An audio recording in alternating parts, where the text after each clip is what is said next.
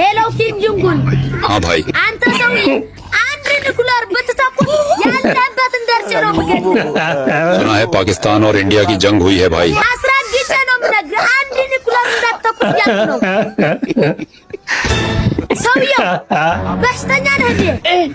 እንዳትተኩስ ያልኩህ ነው ዋ ወይኔ ተኮሰ በቃ ወይኔ ሰውዬው ይሄ ጭንቅላት ነው እንዴ ምንድነው ስማኝ አትሰማም ወይ እና አንድ ኒኩለርና ኧረ አሳያለሁ የማን እንደሆንኩ እኛ